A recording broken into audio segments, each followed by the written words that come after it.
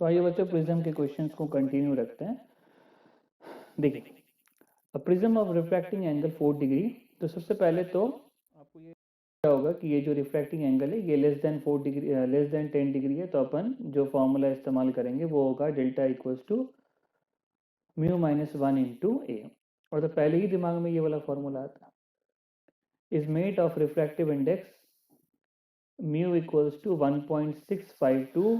Find the angle of minimum deviation, जैसे कि बात की जा रही है कि डेल्टा बराबर म्यू माइनस 1 इंटू ए। तो म्यू है 1.652 माइनस 1 इंटू ए है 4 डिग्री। यहाँ पे ये साइन नहीं लगना चाहिए, यहाँ पे ये वाला साइन आ जाएगा। तो अगर अपन इसको सॉल्व करते हैं तो इसकी वैल्यू आती है 2.608। ठीक है ना, ये अपना बन गया है एंगल ऑफ मिनिमम डेविएशन, और मिनिमम डेविएशन में ही ये वाला फॉर्मूला यूज होता है। चलिए आइए अगला सवाल करते हैं। आइए बच्चों नेक्स्ट क्वेश्चन करते हैं। The angle of minimum deviation produced by a 60 degree prism is 40 degree। तो एंगल ऑफ प्रिज्म कितना है 60 डिग्री, और द मिनिमम डेविएशन प्रोड्यूस्ड, और डेविएशन कितना है 40 degree. Calculate the refractive index of the prism. ठीक है ना, तो मिनिमम डेविएशन की बात की जा रही है, तो अपन फॉर्मूला यूज करेंगे म्यू बराबर sine delta plus A by 2 upon sine A by 2। ठीक है ना, तो sine delta plus A by 2 अगर आप करते हो तो डेल्टा कितना है यहाँ पे, डेल्टा यहाँ पे 40 है, ए 60 है, तो ये हो गया 40 plus 60 by 2 upon sine 60 by 2। तो ये हो जाएगा 100 बाई 2 साइन 50, और साइन 50 की वैल्यू मैंने पहले से लिखी हुई है क्योंकि इसके अंदर यूटिलाइज होगी ये वैल्यू। ठीक है ना, तो साइन 50 कितनी हो गई, मतलब अगर आपके एग्जाम में भी आता है तो ये दिया रहेगा, ऐसी टेंशन लेने वाली बात नहीं है। 0.7660 अपॉन में 1/2, जब आप इसको कैलकुलेट करोगे तो 1.532 इसका आंसर आएगा। ठीक है ना, तो म्यू बराबर आ गया 1.532। भी यूनिट लगाने की जरूरत नहीं है क्योंकि रिफ्रैक्टिव इंडेक्स एक डायमेंशनलेस क्वांटिटी है और यूनिटलेस भी है। तो म्यू बराबर आ गया 1.532। So let's move forward toward another question. देखिए बच्चों अगला सवाल क्या बोला है। A ray of light is incident at an angle 60 degree on one of the face of the prism which has an angle of prism 30 degree। ठीक है ना, तो एंगल ऑफ इंसिडेंट जो है वो यहाँ पे 60 डिग्री है और एंगल ऑफ प्रिज्म यहाँ पे 30 डिग्री है। ठीक है ना, तो ये अपन 30 बना लेते हैं, और ये जो एंगल ऑफ इंसिडेंस है ये अपन यहाँ पे 60 डिग्री बना लेते हैं। ठीक है ना, नेक्स्ट, द रे emerging out of the prism makes an angle 30 degree with the incident ray. ठीक है ना, तो ये जो रे बाहर की तरफ निकल रही है ना, ये इंसिडेंट रे के साथ 30 डिग्री का एंगल बना रही है। अब आपको ये समझना है कि इसका मतलब क्या है। अगर आप इंसिडेंट रे को एक्सटेंड कर देते ना तो इंसिडेंट रे ऐसी दिखती, और इमर्जेंट रे को अगर आप एक्सटेंड कर दे रहे हो तो इमर्जेंट रे ऐसी दिखेगी। तो ये जो एंगल है ना, ये एंगल हमारा यहाँ पे 30 डिग्री बताया जा रहा है। ठीक है ना, वैसे तो ये एंगल 30 डिग्री लग नहीं रहा है ना, देखने में तो नहीं लग रहा, बट क्वेश्चन के अकॉर्डिंग तो अपने को ऐसे ही चलना पड़ेगा विद द इंसिडेंट रे। मतलब ये जो एंगल है ना ये डेल्टा दिया हुआ है। Show that the emergent ray is perpendicular to the face through which it emergence. अच्छा, तो ये जो इससे जो बाहर निकल रहा है ना उससे परपेंडिकुलर होना चाहिए, ये शो करना अपने को। तो जब शो करना ही है तो बना ही देते हैं। ये बोल रहा है कि ये रे है ना इस तरीके से परपेंडिकुलरली निकलनी चाहिए। ठीक है ना, तो ये जो रे है ये ऐसे करके परपेंडिकुलरली निकलनी चाहिए इससे। तो अगर अपन रे ऐसे परपेंडिकुलर निकालने की कोशिश करें तो मान लेते हैं कि ये ऐसे करके यहाँ से परपेंडिकुलरली निकल रही है। ठीक है ना, और इनके बीच का जो एंगल ऑफ डेविएशन है इंसिडेंट और इसके बीच का है ये 30 डिग्री है। ठीक है ना, अब आपको ये समझना पड़ेगा कि परपेंडिकुलर निकलने से क्या होता है। ठीक है ना, अगर कोई भी रे ऑफ लाइट परपेंडिकुलरली निकलती है तो जो एंगल ऑफ इंसिडेंस होता है नॉर्मल के साथ वो भी ज़ीरो हो जाता है, और एंगल ऑफ जो रिफ्रैक्शन होता है वो भी ज़ीरो हो जाता है, ठीक है ना। तो अगर अपन यहाँ पे इस्तेमाल करें डेल्टा बराबर आई प्लस ई माइनस ए, तो डेल्टा बराबर कितना है 30, आई कितना है 60, ई कितना है 30, तो 60 माइनस 30 30 हो जा रहा है। तो देखो ये सब कट गए, ई बराबर कितना आ गया 0 आ गया। ई बराबर 0 का मतलब यही है कि ये देखो आई 0, तो यहाँ पे इस कंडीशन में ई भी 0 आ जाएगा और R2 भी 0 आ जाएगा, ठीक है ना। इसका मतलब ये प्रूव हो गया कि जो इमर्जेंट रे है वो परपेंडिकुलर टू द फेस है। तो एक पार्ट खत्म हो गया। Now calculate the refractive index of prism, ठीक है। तो रिफ्रैक्टिव इंडेक्स देखो, अगर R2 0 है तो R1 प्लस R2 बराबर ए हो जाता है। अगर R2 0 है तो R1 ऑटोमेटिकली ए के बराबर है, जो कि 30 डिग्री है। तो म्यू बराबर आ जाएगा sine i by sine R2। Sine i हो गया अपना साइन 60 और साइन R2 हो गया साइन 30। साइन 60 √3/2 और साइन 30 हाफ। तो सीधी से बात है, म्यू बराबर कितना आ गया √3 आ गया, ठीक है ना। आगे बढ़ते हैं अगले सवाल की तरफ। अगला सवाल देखिए बच्चों, for a ray of light refracted through a prism of angle 60 degree. तो सीधी बात है, इंफॉर्मेशन ए बराबर 60 डिग्री है। The angle of incidence is equal to the angle of emergence, इसका मतलब which is equal to 45 degree. तो यहाँ पे मिनिमम एंगल ऑफ डिविएशन की बात की जा रही है। Find the refractive index. अगर अपने को रिफ्रैक्टिव इंडेक्स निकालना है तो म्यू बराबर हो जाएगा, यहाँ से अपन, ये सीधी बात है ना, यहाँ से अपन आर निकाल सकते हैं। R1 बराबर R2 बराबर a/2, और ये 30 डिग्री आ गया, बस खत्म सवाल। तो म्यू बराबर sine i by sine R2 जो कि a/2 है। तो साइन 45 बाई साइन 30 1/√2 इंटू 1/2, ये हो गया 2/√2, ये हो गया √2, है ना, काम खत्म। तो म्यू का आंसर कितना आ गया √2। चलिए अगले सवाल की तरफ आगे बढ़ते हैं। नेक्स्ट देखिए बच्चों, ray of light incident normally on one of the faces of a right angled isosceles glass prism is found to be totally reflected। ठीक है, तो इसको बनाते हैं अपन। एक तो राइट एंगल्ड है, ऊपर से आइसोसेलेस है। आइसोसेलेस मतलब जिसके दो साइड्स और दो एंगल्स सेम होते हैं। तो अगर एक 90 डिग्री है तो मेरे अकॉर्डिंग तो दोनों बाकी 45 होने चाहिए, है ना। Ray of light is normally on one of the faces. तो अगर कोई भी रे ऑफ लाइट नॉर्मली गिरेगी तो वैसे गिरेगी, is found to be totally reflected, पूरे रिफ्लेक्ट हो रही है, ठीक है ना। अभी एक्चुअली अपन डायग्राम बनाने के लिए अपने को थोड़ा सा वर्क करना पड़ेगा। यहाँ पे ये नॉर्मल हो गया, ये 45, ये 90 गिरी, ये 45 गिरा, ये भी 45। तो एंगल ऑफ इंसिडेंस बराबर एंगल ऑफ रिफ्रैक्शन से ये रे ऑफ लाइट ऐसे निकलेगी।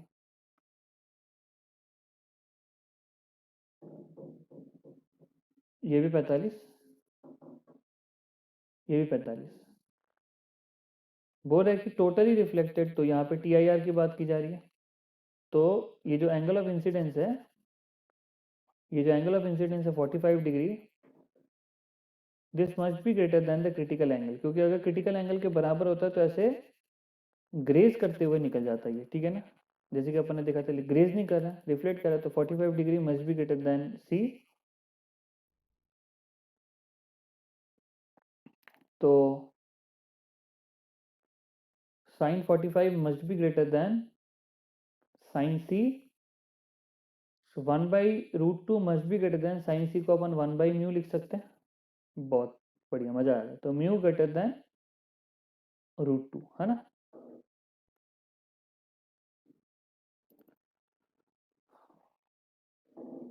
ये सवाल आते रहता है, और मतलब कोई स्टूडेंट्स जो है डाउट भी लेके आते हैं काफी। चलिए बढ़ते हैं आगे, है ना। नेक्स्ट आइए बच्चों, यहाँ पे नंबरिंग नहीं की हुई है, तो अपन एक काम करते हैं, इसको 1 ले लेते हैं, इसको 2 ले लेते हैं ना। तो पहले 1 वाला सॉल्व करते हैं। अथिन प्रिज्म रिफ्रैक्टिव इंडेक्स, यहाँ पे अपन चेक कर लेते हैं रिफ्रैक्टिव इंडेक्स कितना है ना। 5/3 है ये, मैंने चेक कर लिया। A thin prism 6 degree is made of refractive index 5/3, the deviation है ना। आपको लेस देन 10 डिग्री से समझ में ही आ गया होगा कि ज़्यादा लंबी चौड़ी बात नहीं है। म्यू -1 इंटू ए करना है। 5/3 -1 इंटू ए है अपना, ए लिखना है तभी। 5/3 -1 2/3 इंटू 6, तो 4 डिग्री, ठीक है ना। आंसर आ गया। Question number 2, the minimum deviation produced by a glass prism of angle 40 degree is 36. Minimum deviation produced is 36, तो डेल्टा मिनिमम है 36 डिग्री और एंगल ऑफ प्रिज्म है 40 डिग्री। रिफ्रैक्टिव इंडेक्स पूछा है, तो साइन डेल्टा प्लस a/2 करते हैं। Sine delta मतलब आपका 36 प्लस 40/2, ठीक है ना। यहाँ पे एक दो वैल्यू की ज़रूरत पड़ेगी, 32 और 20, क्योंकि मैंने देखा इसको प्लस कर रहे थे तो अजीब सा आ रहा है, तो पहले ही मैंने वैल्यूज़ निकाल लिए। तो 36 प्लस 40/2 38 डिग्री आ गया, और ये हो गया अपना 0.62, जैसे कि मैंने लिख लिया है। नेक्स्ट साइन a/2 बराबर आ जाएगा साइन 20, और जैसे कि कैलकुलेशन से 0.34 आ रहा है, ठीक है ना। तो अगर अपने को म्यू निकालना है, तो म्यू बराबर आपको पता है, देखो फॉर्मूले तो सारे याद होने चाहिए वरना फिर दिक्कत है। डेल्टा प्लस a/2 बटे साइन a/2, और ये इतना बड़ा चैप्टर है, इसके अंदर खूब सारे फॉर्मूलेज हैं। तो ये हो गया 0.34 नहीं, ये 0.62 अपॉन में 0.34, है ना। तो ये आ जाएगा 1.8 के बराबर, ठीक है। चलिए नेक्स्ट अपन आगे बढ़ते हैं। नेक्स्ट आइए क्वेश्चन करते हैं, इसको अगेन अपन 1 2 मार्क कर देते हैं।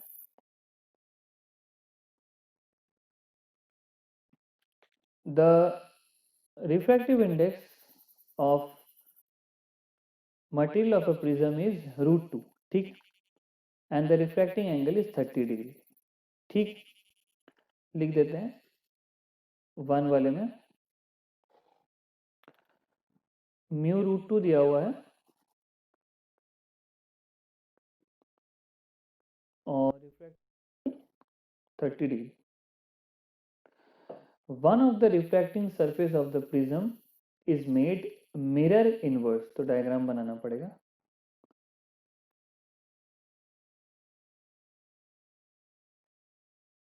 ठीक है ना, तो ये वाला सरफेस अपन मिरर कर देते हैं, ठीक है।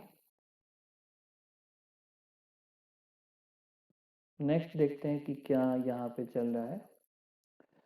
A beam of monochromatic light entering the prism from the other face will retrace its path after reflection from the mirror surface if the angle of incidence, ठीक है ठीक है ठीक है ठीक है। तो अगर कोई रे ऑफ लाइट यहाँ पे आ रही है, ठीक है ना, अगर कोई रे ऑफ लाइट यहाँ पे आई, तो टकराने के बाद वो अपना पाथ रिट्रेस कर लीजिए। अब रिट्रेस का मतलब क्या होता है कि इस मिरर से ये बिल्कुल 90 डिग्री में जाके टकरा, हालांकि 90 डिग्री लग नहीं रहा है पर कोई बात नहीं, ये आई, ये √2, ये 30 डिग्री। क्यों बोल रहे बेटा हम 90 डिग्री में टकरा है? क्योंकि अगर ये मिरर है ना, कोई भी रे ऑफ लाइट ऐसे आती है तो अपने पाथ में तभी रिट्रेस करेगी जब वो बिल्कुल ऐसे सीधी टकराए। तो एंगल ऑफ इंसिडेंस भी जीरो, एंगल ऑफ रिफ्रैक्शन भी जीरो। इसका मतलब यहाँ पे जो टकरा रहा है ना, R2 बराबर 0 है ये।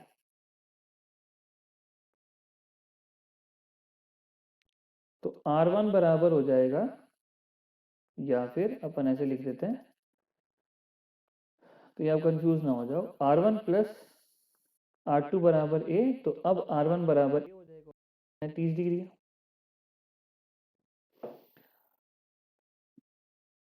तो ये यहाँ पे R1 आ गया, तो म्यू बराबर आ गया sign i by sign R1, ठीक बिल्कुल पिछले क्वेश्चन की तरह जैसे अपन ने किया था। तो √2 बराबर साइन आई बाई साइन 30। अब देख के लग रहा है कि 45 डिग्री आ गया। साइन 30 होता है 1/2, 1/√2। तो साइन आई बराबर 1/√2, मतलब आई बराबर कितना आ गया, 45 डिग्री आ गया। ठीक है ना।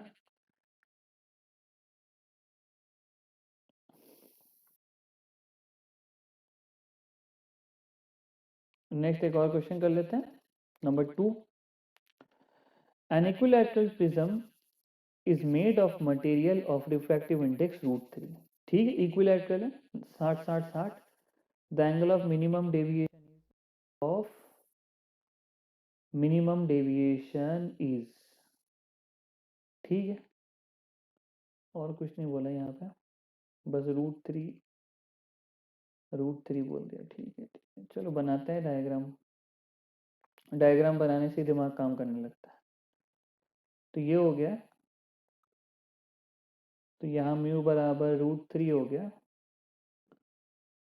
और ये 60, ये 60, ये 60। तो A बराबर √3, नहीं A बराबर 60 और म्यू बराबर √3। आपने वो बताया कि म्यू बराबर मिनिमम की बात की है, delta plus A/2 by sine A/2। Sign to कितना हो गया, 30 हो गया। म्यू कितना है, √3, और साइन A/2 मतलब 30, 30 मतलब 1/2 बराबर साइन डेल्टा प्लस 60/2। अब √3/2 अगर अपन करते हैं तो साइन 60, तो 60 बराबर डेल्टा प्लस 60/2, तो डेल्टा बराबर 60 डिग्री यहाँ से आ गया। ठीक है ना। और एक बार अपन डायग्राम बनाए ना, तो चीज़ें ऑटोमेटिकली ही फॉल करने लगती है अपने पाथ पे। एक और सवाल कर लेते हैं। तो देखिए क्या है, the critical angle for material of prism is 45 degree. तो मतलब म्यू बोल रहा है यहाँ पे, तो साइन C बराबर 1/μ होता है। तो इससे म्यू बराबर आ गया 1/sin C, या 1/sin 45, या √2।